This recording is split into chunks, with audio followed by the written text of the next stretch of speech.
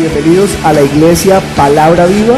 Nuestra misión es hacer discípulos por medio de la palabra para que vivan y den la vida obedeciendo y enseñando la voluntad de Dios, que es Jesús. Hebreos capítulo 1, versículo 1 en adelante, vamos a leer todos unánimes juntos. Dios, habiendo hablado muchas veces y de muchas maneras en otro tiempo a los padres por los profetas, en estos postreros días nos ha hablado por el Hijo, a quien constituyó heredero de todo y por quien asimismo hizo el universo, el cual, siendo el resplandor de su gloria y la imagen misma de su sustancia, y quien sustenta todas las cosas con la palabra de su poder, habiendo efectuado la purificación de nuestros pecados, por medio de sí mismo, se sentó a la diestra de la majestad en las alturas, hecho tanto superior a los ángeles, cuanto heredó más excelente nombre que ellos. Porque ¿a cuál de los ángeles dijo Dios jamás: mi hijo eres tú, yo te he engendrado hoy? Y otra vez, yo seré a él padre y él me será a mí hijo. Y otra vez, cuando introduce al primogénito en el mundo, dice: adórenle todos los ángeles de Dios.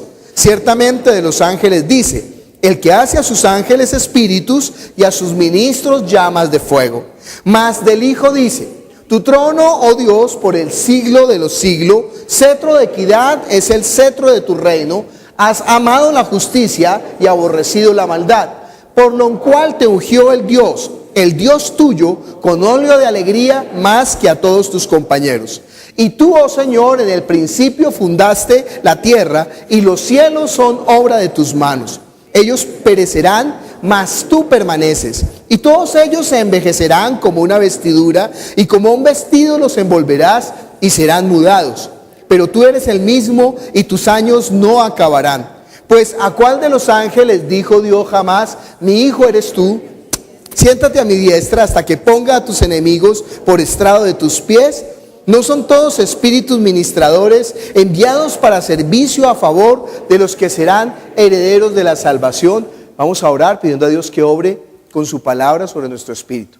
Que esa palabra atraviese nuestra alma. Que esa palabra supere nuestra mente. Y que esa palabra llegue hasta nuestro espíritu. Y que nosotros podamos tener la vida. La vida en el espíritu es conocer a Dios. La vida en el espíritu es tener la comunión con Él. La vida en el espíritu es poder acercarse confiadamente y llamarlo Padre por medio de la obra del Espíritu Santo. Entonces vamos a clamar por nuestro espíritu. Padre Celestial, estamos tan agradecidos contigo, Señor. Tú eres Dios bueno, grande, misericordioso, justo. Bueno eres tú, bienhechor, Señor. Nosotros estamos aquí porque anhelamos las cosas tuyas, Señor. Que los ojos espirituales sean abiertos y que los oídos espirituales sean abiertos. Y que nosotros no nos apartemos hacia las tinieblas, sino que permanezcamos en la luz. Padre Celestial, obra con poder el milagro más grande que tú puedes obrar, que es que nuestro espíritu reciba la vida, Señor. Que nosotros tengamos la manifestación tuya, Padre Celestial, en nosotros. Abre los ojos espirituales, abre los oídos espirituales. Yo te clamo, dame la sabiduría de la palabra para que yo no me aparte ni a izquierda ni a derecha. Que solamente dé a conocer lo que tú nos has revelado por medio de tu Hijo Jesucristo. Que sea el Espíritu Santo tomando de esto y llevándonos a toda la verdad. Entonces glorifícate en esta hora, te lo pedimos. En el nombre de Jesús, derrama de tu gracia. Amén. ¿Pueden sentarse? Nosotros, el primer domingo del mes, el primer día del Señor, celebramos la Santa Cena. La Santa Cena se podría realizar todos los días del Señor, todos los domingos que nos reunimos. Pero nosotros hemos apartado, pues, el primer domingo, en primer lugar porque es el primer domingo, ¿no? Como indicando con esto que es el momento especial. Pero no lo hacemos todos los domingos para que no se convierta en un acto religioso, sino que siempre que nosotros comemos el pan y bebemos la copa, nosotros tengamos conciencia de esa obra preciosa que Jesucristo hizo en la cruz. Cuando nosotros no tomamos la cena, porque estamos declarándonos pecadores o indignos, entonces nosotros no estamos discerniendo la sangre ni el cuerpo de Cristo, porque precisamente Él derramó la sangre para que nuestros pecados fueran limpiados. Y su cuerpo, que es el pan, fue abierto para que nosotros nos acercáramos al trono de la gracia. Acuérdense que el día que Jesús murió en la cruz, dice en el libro de Hebreos, que el templo, el velo del templo que separaba el lugar santo del lugar santísimo se rompió de arriba a abajo, abriendo un camino nuevo para que nosotros nos acercáramos ahora confiadamente lo que no habían podido hacer los del Antiguo Testamento por la sangre de los corderos y de los chivos y de las expiaciones, nosotros lo hemos hecho por la sangre de Jesucristo. Y podemos acercarnos confiadamente y llamarlo Padre nuestro. Entonces por eso esa cena es tan preciosa, porque Él dijo, este es el pacto en mi sangre, eso es algo que Él comprometió. Entonces nosotros entramos por eso confiadamente y tomamos la copa y comemos el pan en memoria suya. Al final estaremos celebrando la Santa Cena. Pero además de celebrar la Santa Cena, nosotros tocamos un aspecto fundamental de la vida de fe. Como usted sabe, un edificio cuando se construye tiene que construir unas bases primero. Y casi que la mayoría de los recursos se van en esa base, ¿no? Porque toca profundizar y hacer muchas pruebas y que quede bien cimentado para que todo el edificio se construya sólidamente. Pues el primer domingo del mes es como esa base que nosotros echamos, ¿no? Echamos fundamentos de la vida de fe. Y si se acuerdan del domingo primero del mes pasado, estábamos hablando acerca de que vea espiritualmente. Hablamos del Dios único, ¿no? Y entonces hoy el sermón se llama Vea la Biblia espiritualmente, el cielo es el mundo quebrado, es el mundo creado. Vamos a Juan capítulo 17, versículo 3, y vamos a leer todos juntos. Juan capítulo 17, versículo 3.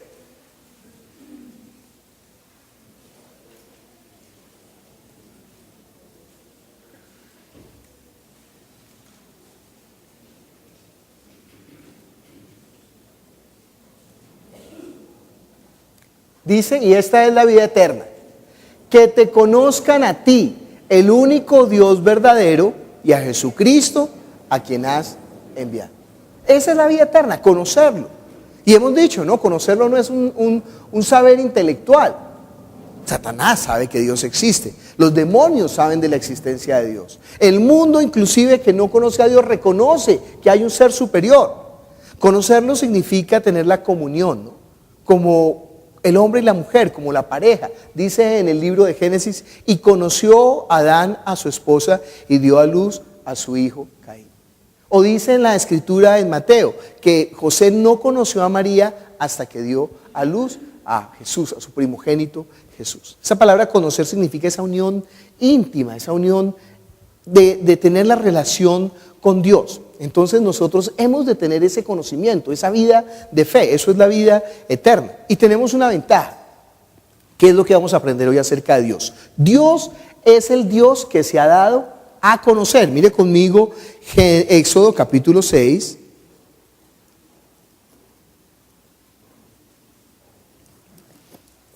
Dios es el Dios que se ha dado a conocer.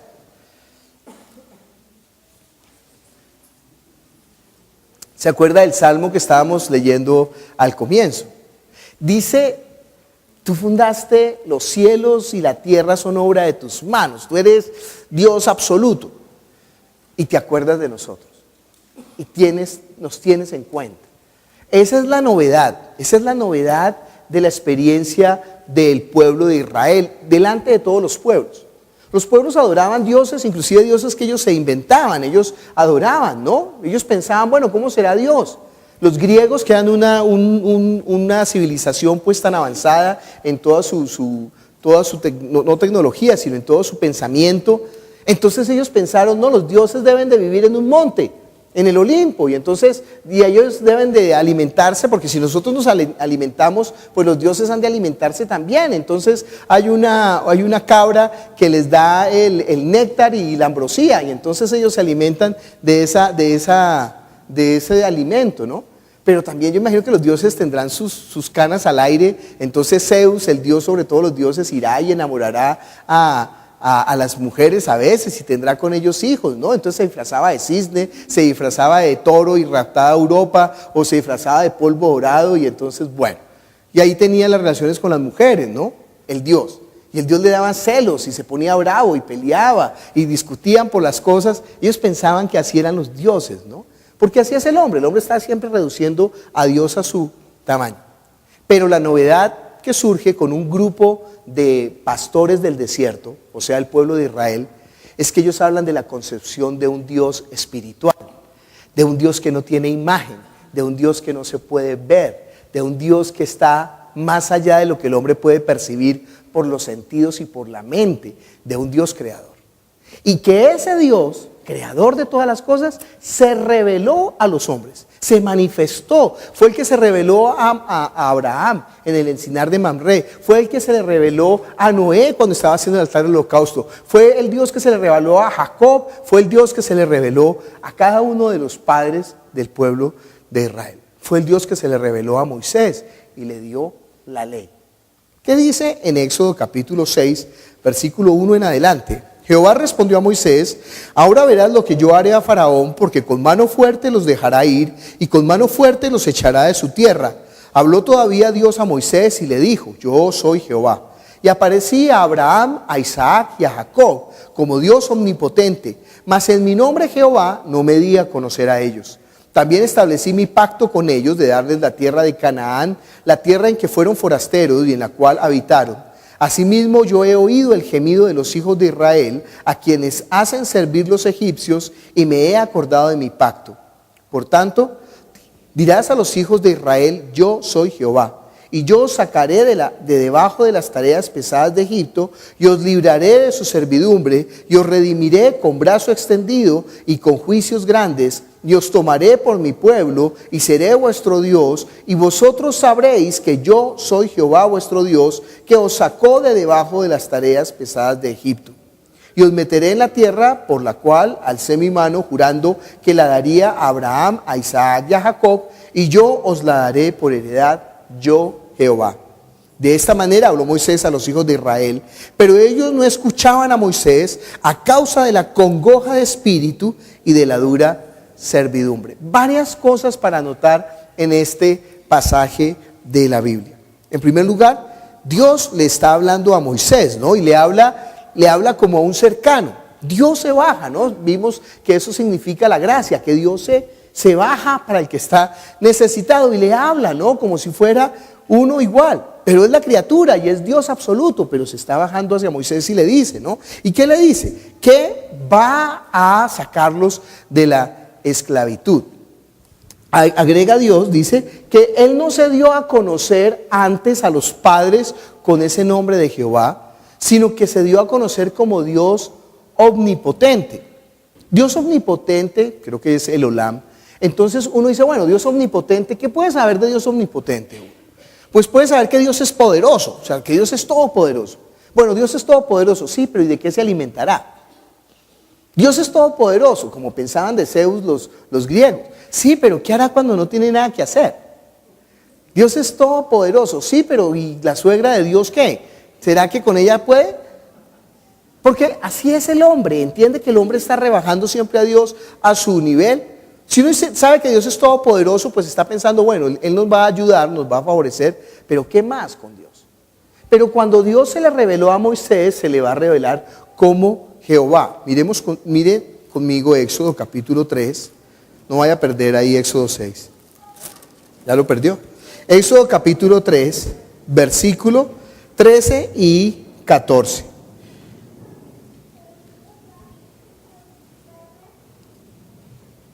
Dice Éxodo capítulo 3, versículo 13 y 14. Dijo Moisés a Dios: he aquí que llego yo a los hijos de Israel y les digo: el Dios de nuestros padres me ha enviado a vosotros. Si ellos me preguntaren cuál es su nombre, ¿qué les responderé? Y respondió Dios a Moisés: yo soy el que soy. Y dijo: así dirás a los hijos de Israel: yo soy me envió a vosotros. Además dijo Dios a Moisés: así dirás a los hijos de Israel: Jehová, el Dios de vuestros padres, el Dios de Abraham, el Dios de Isaac, el Dios de Jacob, me ha enviado a vosotros. Este es mi nombre para siempre, con él se me recordará por todos los siglos. Entonces está hablando Dios que Él es soy el que soy. ¿Qué significa soy el que soy? Porque si nos dijera, bueno, yo soy Tzidkenu. Tzidkenu significa estandarte, bandera. Como en la batalla salían con una bandera, entonces yo soy como tu estandarte, el que te defiende en la batalla. Bueno, eso diría algo, ¿no? O yo soy Rafa, sanador. Entonces, bueno, eso diría algo, diría, bueno, Dios es sanador. O yo soy Jireh, proveedor, entonces así Dios nos va a proveer, ¿sí? Yo soy, pero dice solamente, yo soy el que soy. ¿Por qué? ¿Por qué dice Dios, yo soy el que soy? Eso quiere decir Dios absoluto. O sea, Él no necesita de nada ni de nadie para ser. No necesita de nada ni de nadie para ser. Él es el Dios creador. Él hizo todas las cosas. Todas las cosas dependen de Él, pero Él no depende absolutamente de qué, de nada. Él no está sujeto por el tiempo porque Él creó el tiempo. Él no está sujeto por el espacio porque Él creó el espacio. Esto para nosotros es, mejor dicho, si no fuera la revelación de Dios, el hombre no podía entender eso. ¿Por qué? Porque el hombre vive en el espacio y en el tiempo. Entonces el hombre no puede inventar algo que no exista. ¿Usted podría pensar en algo que no existe? Piense en algo que no existe. Piense en un color que no exista. Piense en algo que no exista. No, no se puede. Ay, los platillos voladores. ¿No ve que ya está pensando en platillo y en volar? Dos conceptos que ya existen. Entonces los une y crea. Ay, en los unicornios está uniendo caballo y cuerno de narval. Entonces es unicornio. No puede crear algo que no exista. Hay una masa gelatina. Hay un extraterrestre con un ojo. ¿Se ha visto los extraterrestres de los Sims? Tienen un ojo, como todos tenemos ojos, entonces ellos le ponen ojo. Y parece un pulpo, ¿sí? ¿Por qué? Porque conocemos los pulpos. Y escurren babas, ¿por qué? Porque todos escurrimos babas. ¿Tienen dientes? Porque todos tenemos dientes. No se puede crear algo que no exista. El hombre no. Tiene que tomar los elementos. Pero aquí por primera vez está hablando el hombre de algo que no podía comprender. Dios que está por encima del tiempo y del espacio. ¿Se da cuenta que esto es una revelación? Y no se la dio al pueblo egipcio, que es un pueblo elevado, esto sí en tecnología. No se lo dio al pueblo griego, que es un pueblo elevado en pensamiento, sino se lo dio a unos pastores que están presos, que están cautivos en Egipto. Dios reveló, yo soy el que soy. Pero no había revelado eso antes. Solamente había revelado, estamos en Éxodo capítulo 6, que Él era Dios omnipotente. Entonces fíjese que Dios ha dado la revelación de sí paulatinamente, de una manera pedagógica, de una forma en que el hombre pueda conocerlo poco a poco, de acuerdo al plan que Él tiene, ¿no? Entonces se ha dado a conocer, porque eso dice, en mi nombre no me di a conocer a ellos. Versículo 4, también establecí mi pacto con ellos de darles la tierra de Canaán, la tierra en que fueron forasteros y en la cual habitaron. Entonces fíjese que Dios habla de algo que para Él es muy importante. ¿Qué? El pacto. Dios, eso fue lo que sostuvo al pueblo de Israel todo el tiempo, aunque eran un pueblo rebelde, aunque eran un pueblo contumaz, aunque eran un pueblo de dura cerviz. Dice que tenían la frente como diamante, o sea, no hacían caso, parecían adolescentes. Los adolescentes no todos están allá, bueno. Entonces, es que adolescentes también de 30 años, ¿no? Entonces, eran cebraznos. Entonces, dice que Dios, a pesar de la dureza de ellos, nunca quebró ¿qué? Su pacto. Él les prometió a ellos la tierra prometida, ¿sí? Por eso se llama la tierra prometida, porque Él dijo que se las daría, esa tierra, y que siempre estaría con ellos, que no los dejaría, no los apartaría. Hasta el día de hoy sigue cumpliendo el pacto, ¿no? Hasta el día de hoy, Israel sabe eso, Israel está defendida por Dios. Usted lee, ahí entra guerras de Israel y lee, y en todas las guerras de Israel ha habido una mano poderosa de Dios defendiéndolos. Siempre, desde que comenzaron como nación, se levantaron las naciones alrededor a destruirlos y jamás han podido destruirlos. ¿Por qué? Porque la mano de Dios está ahí, porque Dios prometió, aunque ellos lo dejaron, Dios no ha dejado de cumplir su pacto. Mire conmigo Ezequiel capítulo 36.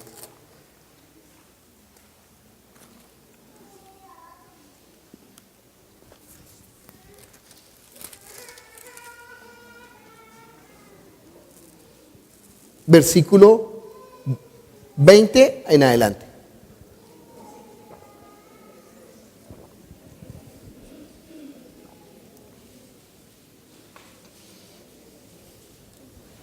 ¿Está nueva su Biblia en el libro de Ezequiel? Bueno, hoy lo va a estrenar. Ezequiel capítulo 36.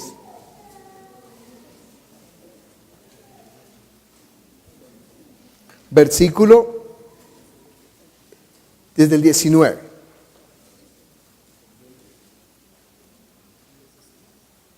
Les esparcí por las naciones, está hablando del pueblo de Israel, y fueron dispersados por las tierras conforme a sus caminos y conforme a sus obras les juzgué. Usted sabe, ¿no? Los judíos son peor que los paisas. Cuando digo peor quiere decir, eso en buen término, están en todos lados. ¿Usted sabe que en las Malvinas había un paisa? ¿En Egipto el que alquila los camellos es un paisa? Pues así es con judíos, en todo el mundo, es más, dicen que los paisas son así porque los paisas tienen sangre judía. Muchos de los paisas tienen la descendencia de los judíos. Y Dios dijo que si ellos no guardaban el pacto, que si ellos desobedecían, que si ellos se dedicaban a la idolatría, los esparciría a todas las naciones. Y Dios cumplió, los esparció a todas las naciones. Dice, conforme a sus caminos y conforme a sus obras les juzgué. Y cuando llegaron a las naciones a donde fueron, profanaron mi santo nombre, diciéndose de ellos, estos son pueblo de Jehová y de la tierra de que han salido. Pero he tenido dolor al ver mi santo nombre profanado por la casa de Israel entre las naciones a donde fueron. Pues, ay, qué lástima, ¿no? Hicieron quedar mal a Dios, ¿no? Eso es como la gente cuando llega a una empresa y usted, no, yo soy cristiano. Bueno, sí, claro, démosle el trabajo, si es cristiano ha de ser bueno, honesto, cumplidor y trabajador. Y al mes, ay, ¿para qué contratamos a ese cristiano? Eso, a ellos no se les olvida todo, se les olvida de dónde nacieron, se les olvida qué signo es, se les olvida cuándo cumple años, se les olvida cualquier cosa. Lo que no se olvida el patrón es que él dijo que era ¿qué? Cristiano. Y dicen, mire, y el cristiano no llega temprano, el cristiano se roba los lápices, el cristiano usa las fotocopias mal, el cristiano es el que está murmurando, el cristiano, ¿saben qué? No vuelva a contratar.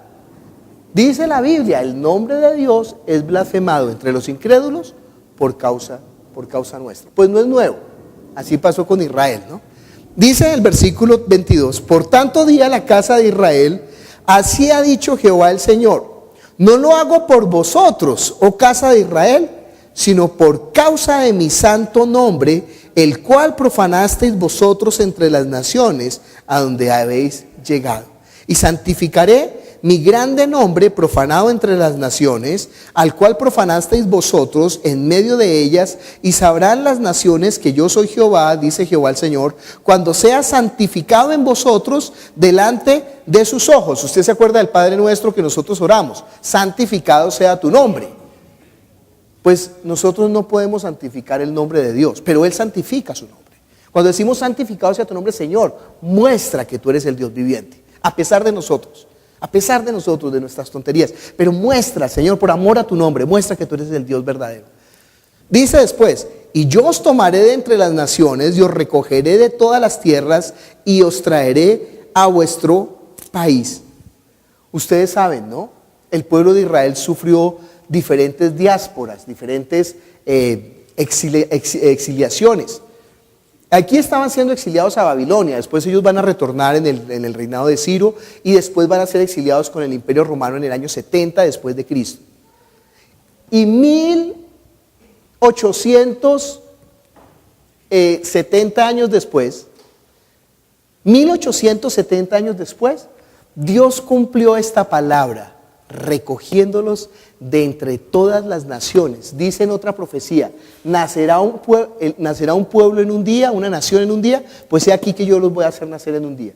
Y en un día, los judíos de la diáspora se reunieron de todo el mundo, llegaron en chalupas, nadando, a pie, en avión, como fuera, y fundaron el Estado de Israel, año 1947, 1948. Contra el imperio inglés que se oponía, ellos fundaron el Estado de Israel, porque Dios había dicho, literalmente, vinieron de todas las naciones y se reunieron y fundaron el Estado. ¿Usted sabe que usted podría pedir la nacionalidad judía? Y ellos no tienen problema con darle la nacionalidad judía. Si usted quiere ser judío, puede hacerse judío. Porque ellos dicen, ¿cómo sabemos si fuimos esparcidos a todas las naciones? Y de pronto le hacen un estudio de árbol genealógico, pero no importa que su árbol genealógico, él dice, si usted en su corazón es judío, nosotros lo hacemos judío. Solamente circuncídese. Bueno, está bien. Ahí. Bueno, impresionante, ¿no? Es el pacto que establecí por amor a mi nombre. Estamos en Éxodo capítulo 6. Pero imagínense, si Dios ha cumplido el pacto que hizo con Israel por su palabra, dice que Él dio su palabra y juró por esa palabra, imagínense el pacto nuevo que ha establecido por la sangre. ¿Qué es más sagrado? ¿La palabra o la sangre? No, ambas son igual de sagradas, pero ¿qué muestra mayor compromiso? O mejor, ¿qué da mayor garantía? Eso es la palabra. ¿Qué da mayor garantía? ¿La palabra o la sangre? Usted no ha visto que los gitanos, bueno, vamos a hacer pacto, sí, pero un momento, pacto de sangre, entonces, y uno ahí ya, ¿sí? Porque dice, mezclemos la sangre, esto es un pacto sagrado. Bueno, uno de pronto por su palabra, porque se comprometió, derramaría su sangre. Pero ¿quién derramaría la sangre de su hijo para cumplir un pacto? ¿Quién pondría la sangre de su hijo como garantía? ¿Entiende qué tan sagrado es ese pacto para Dios? Es la sangre de su hijo la que comprometió, la que dijo, mire, ¿ustedes quieren tener garantía en el pacto nuevo? ¿Ustedes quieren saber que ese pacto realmente se cumple? Pues bueno, miren la sangre. ¿De quién? De mi hijo amado en el cual tengo complacencia. ¿Se acuerda que le dijo a Abraham como un tipo, como una alegoría de lo que estamos hablando? Que le dijo, entrégame a tu hijo, tu único, Isaac, a quien amas, y ofrécemelo en holocausto en el monte de Moriah, donde yo te diré. Pues el monte de Moriah es el monte del Calvario. Entonces así de sagrado es ese pacto de la sangre. Por eso cuando nosotros rechazamos la sangre de Jesús, ese es el pecado imperdonable. Cuando nosotros decimos, ¿sabes qué? No quiero que me perdonen los pecados, no quiero tener nada contigo, no me interesa Dios, o sea, tú no me interesas. Bueno, usted podría ser perdonado de asesinato, de robo, de mentira, de cualquier pecado, menos de ese pecado. Ese pecado es el pecado, ¿qué? Imperdonable.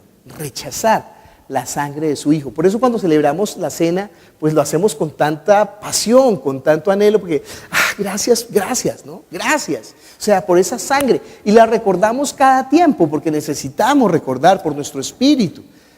Entonces necesitamos recordar, gracias que tú derramaste la sangre por nosotros. Ese es el pacto nuevo. El pacto que hizo con el pueblo de Israel es que los hizo siervos y Él se hizo Señor de ellos. O los hizo pueblo y Él se hizo rey de ellos. Pero el pacto nuevo es que Él es nuestro Padre y nosotros somos sus hijos. Ese es el pacto precioso. Ese es el pacto en la sangre de Jesús. Bueno, estamos en Éxodo capítulo 6, versículo 4. Dice, también establecí mi pacto con ellos de darles la tierra de Canaán, la tierra en que fueron forasteros y en la cual habitaron. Asimismo yo he oído el gemido de los hijos de Israel, a quienes hacen servir los egipcios, y me he acordado de mi pacto. Por tanto dirás a los hijos de Israel, yo Jehová, y yo os sacaré de debajo de las tareas pesadas de Egipto, y os libraré de su servidumbre, y os redimiré con brazo extendido y con juicios grandes, y os tomaré por mi pueblo, y seré vuestro Dios, y vosotros sabréis que yo soy Jehová vuestro Dios, que os sacó de debajo de las tareas pesadas de Egipto, y os meteré en la tierra por la cual alcé mi mano, jurando que la daría a Abraham, a Isaac y a Jacob, y yo os la daré por heredad, yo Jehová. Nosotros estamos diciendo que vea la Biblia espiritualmente, que vea espiritualmente. ¿Por qué? Porque si nosotros vemos esto con los ojos de la carne, pues podría ser solamente una historia de una nación, como todas las naciones han tenido una historia, o podría ser simplemente algo que sirva para nuestra carne, ¿no? Dios nos dio la tierra por heredad, entonces vamos a reclamar nuestra herencia, porque en la Biblia dice que todo lo que la planta de tu pie pisare, entonces en el lote de al frente de la casa vaya y píselo y reclámelo y pídalo para usted, y diga, Señor, esta es mi herencia y esta es mi herencia, o vaya al concesionario y en la camioneta diga que lo dejen subir un minutico y la pisa y rápido, y dice, Señor, esta es mi herencia. ¿Eso está hablando de qué? De la carne, no está hablando del espíritu. Pero la Biblia está hablando desde el Espíritu. Todos estos son alegorías para hablar de las cosas espirituales. Dios dijo que los libraría de Faraón, que los libraría de la esclavitud del Faraón. ¿Quién es Faraón espiritualmente? Satanás, ¿no? Dice que el príncipe el Dios de este siglo cegó el entendimiento de los incrédulos para que no les resplandezca la luz del evangelio de Cristo. Dice que Él nos hizo esclavos, que Él nos sometió, que tenía el imperio de la muerte asustado a los hombres, ¿no?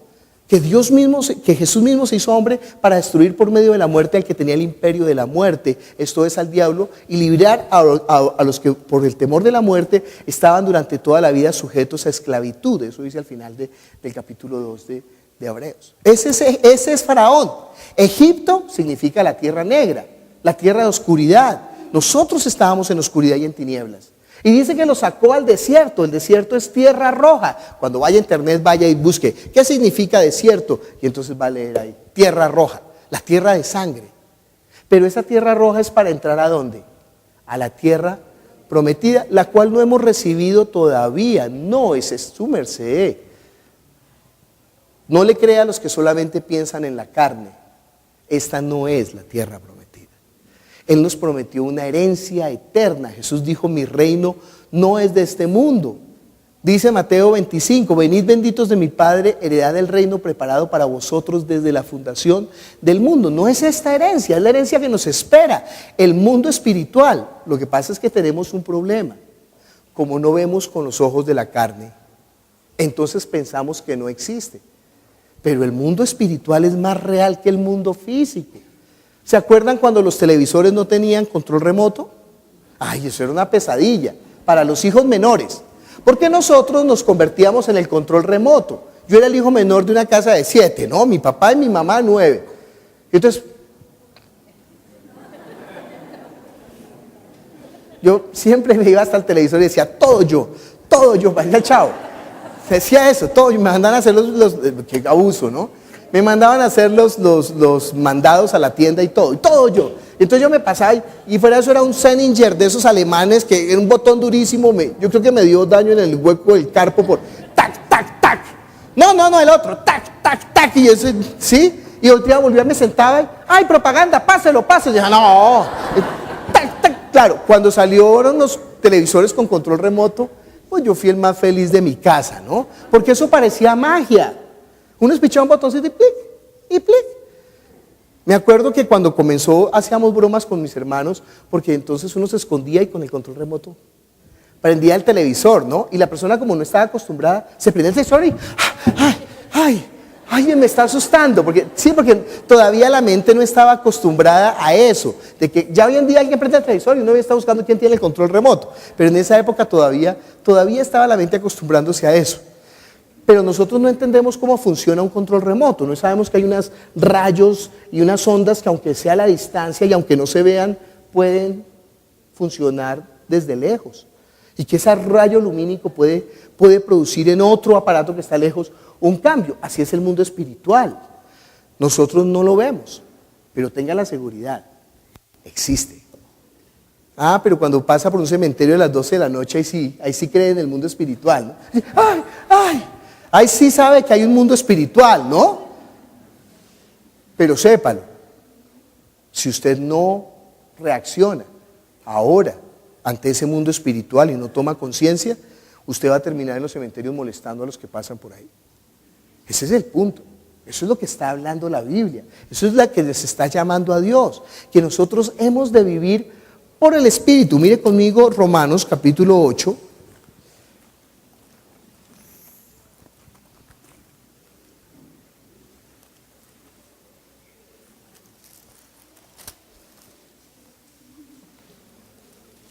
¿Qué hubo de su tía? ¿Qué pasó? No, terminó allá en el cementerio molestando a los que pasan.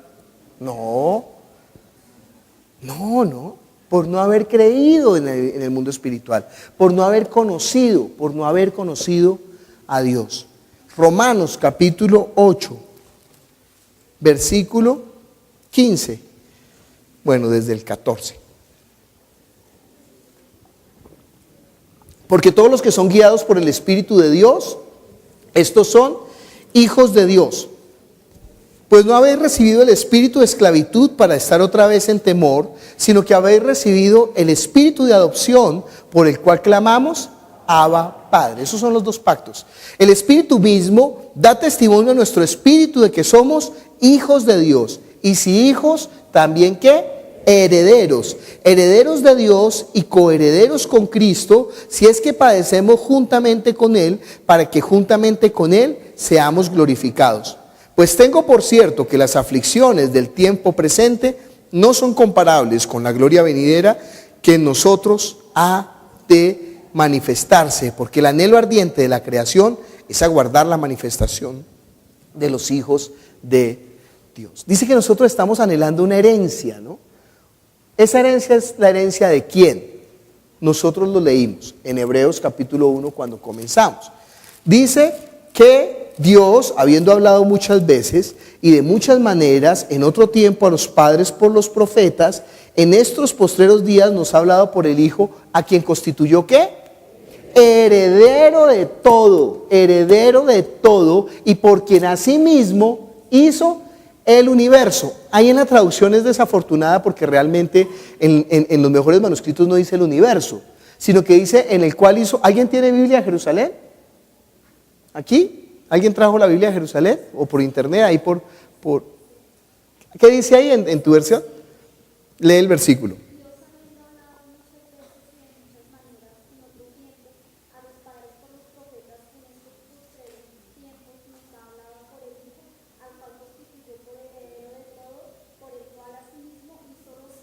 Por el cual asimismo hizo los siglos. Es que existen dos siglos. No puede hablar en singular, sino tiene que hablar en plural. Existen dos siglos, el siglo presente y el siglo venidero, el siglo físico y el siglo espiritual. Este siglo que es el universo y el cielo de los cielos que es el reino de su amado Hijo. ¿Para quién los hizo Dios? Para su Hijo. No lo hizo para Él. Dios no necesita, ¿se acuerda cómo comenzamos hablando de Dios? Dios no necesita un cielo. Porque ¿qué lo puede contener? Mire conmigo. No pierda Hebreos, mire conmigo Segunda de Crónicas, capítulo 2.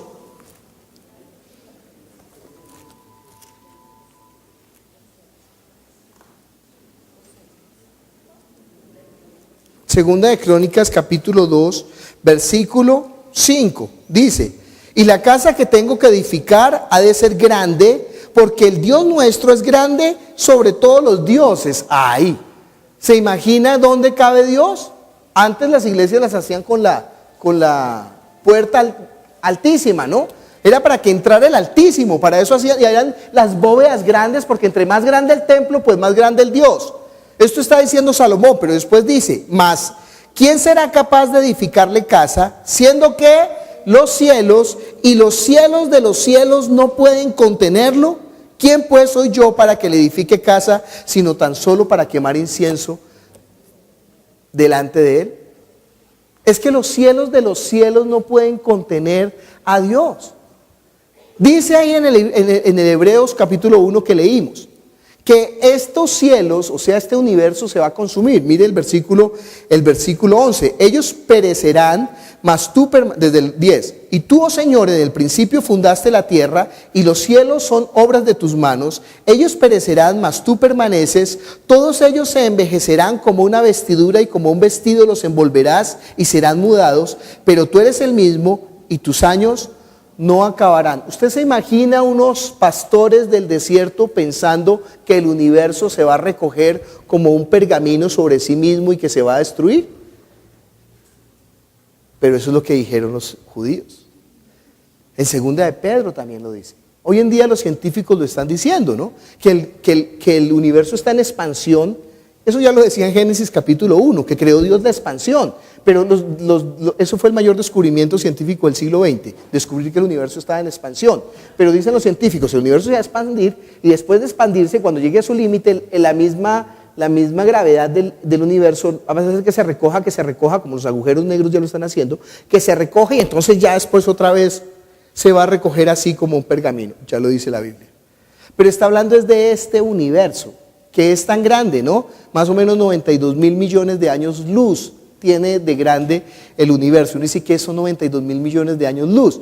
Pues imagínense, en un segundo, así usted dice 1001, eso es un segundo.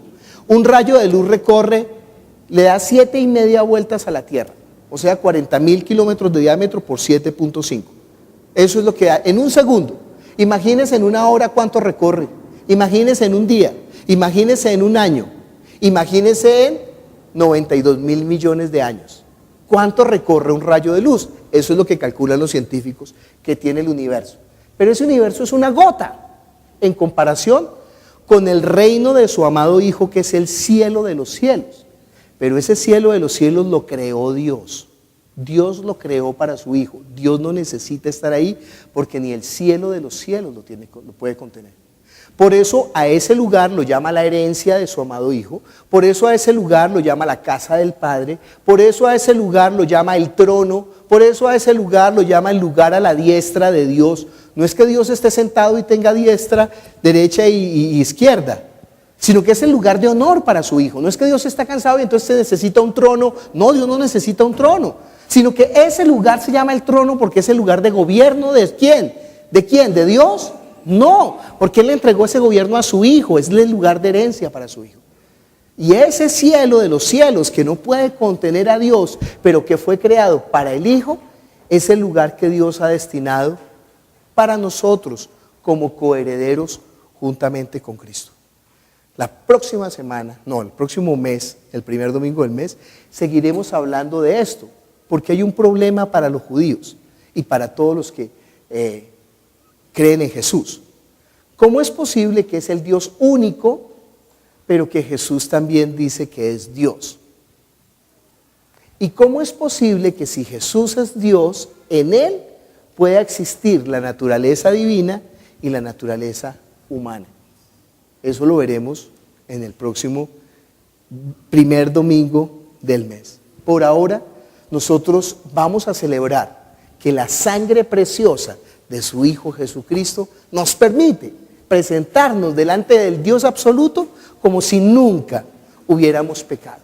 Y perdonó todos nuestros pecados y transgresiones. Entonces, mientras tome la cena, vamos a dar gracias al Señor. Padre Celestial, nosotros te damos gracias por tu palabra, que es la verdad. Tu palabra es verdad.